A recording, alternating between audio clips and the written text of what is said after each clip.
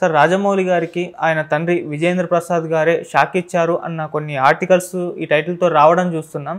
అంటే ఎందుకు షాక్ ఇచ్చారు, ఏం జరిగిందంటారు సార్? అంటే రాజమౌళి ఇవాళ ఇండియా లెవెల్లో లేదా వరల్డ్ లెవెల్లో ఇండియన్ సినిమాని తీసుకెళ్ళి ఒక ఐకానిక్ సినిమా ఇండస్ట్రీకి ఒక ఐకాన్గా మారాడు. అంటే సినిమాని ఒక ఇండస్ట్రియల్ ప్రొడక్షన్ లాగా, అంటే మామూలుగా ఆర్ట్ పీసు చెప్పుకునే వాళ్ళుగా అట్లా కాకుండా ఒక పెద్ద కంపెనీ పెట్టి ఒక పెద్ద ప్రోడక్ట్ని ఎట్లా బిల్డప్ చేస్తారో అలాగా చేయడం, అది మనకి హాలీవుడ్లో ఎప్పటి నుంచో ఉంది. అది జేమ్స్ కామరూన్ కానీ స్పిల్బర్గ్ కానీ ఇలాంటి వాళ్ళంతా చేస్తున్నారు. తర్వాత సండే మూవీస్ కూడా జరుగుతూ ఉంది.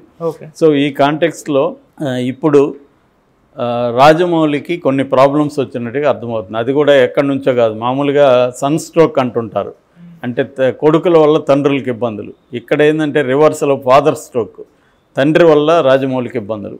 మామూలుగా రాజమౌళి ఫ్యామిలీ అది ఫ్యామిలీ ప్యాక్ అని కూడా అంటుంటారు. ఆయన బలము ఒక్కొక్కసారి ఇబ్బంది కూడా ఆయనకి.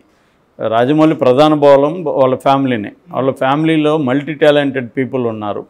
ఆ పీపుల్ అంతా కూడా ఐక్యంగా పనిచేస్తుంటారు.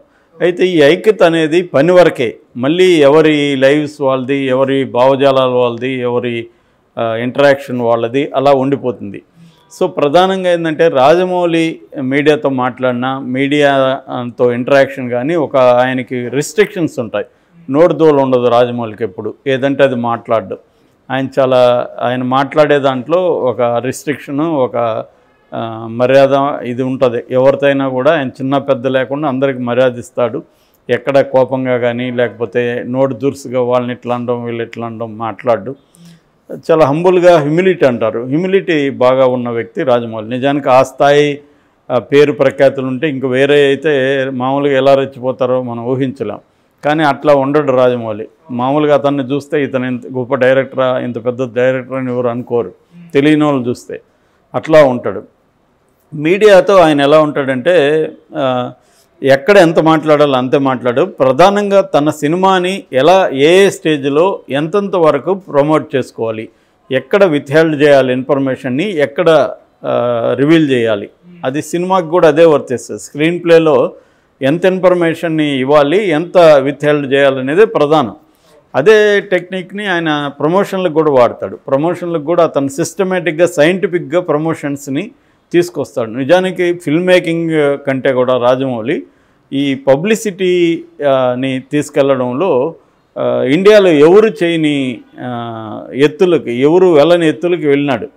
అది ఆస్కార్, ఆయన సినిమా త్రిబుల్-ఆర్కి ఆస్కార్ రావడమే పాటకి నిదర్శనం. అక్కడి వరకు ఆస్కారులో ఉండే 10,000 మంది ఆస్కార్ మెంబర్స్ ఉంటారు. వాళ్ళ 10,000 మంది దగ్గరికి తన సినిమాని తీసుకెళ్ళిన పద్ధతి కూడా నిజానికి హాలీవుడ్ సినిమాలని అలా తీసుకెళ్ళలేదు. చాలా సినిమాలని రాజమౌళి ఫస్ట్ టైం ఇండియాలో తీసుకెళ్ళగలిగారు. చివరికి మణిరత్నం లాంటి వాళ్ళు కూడా రాజమౌళి దగ్గర నుంచి మేము పబ్లిసిటీ నేర్చుకోవాలని చెప్పారంటే అర్థం చేసుకోవచ్చు.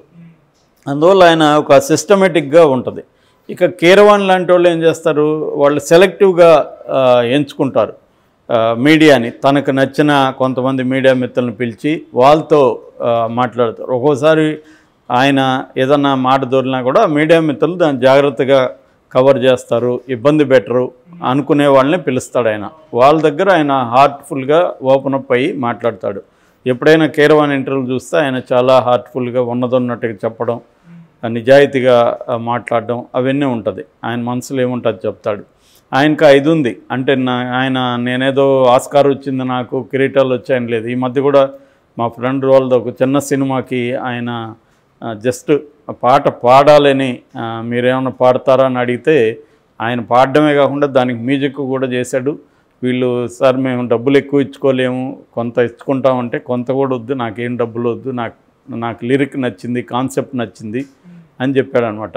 వాళ్ళందరూ షాక్ అయ్యారు. అలా ఉంటాడనమాట కీరవాణి. అంటే తనకు వచ్చిన ఫేమ్ కానీ తనకు వచ్చిన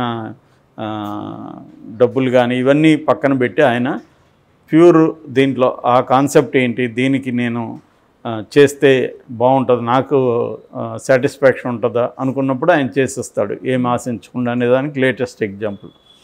సో అది కీరవాణి స్టైలు.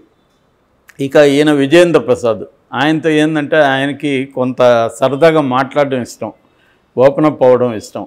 ఆయన మేబీ ఆయన ఎక్కువగా కథలు అవి రాస్తుంటాడు కాబట్టి స్టోరీ టెల్లింగ్ కూడా ఇష్టం ఉండొచ్చు ఆయనకి. అంటే కథ చెప్పే విధానం కూడా నచ్చుతుంది వాళ్ళకి.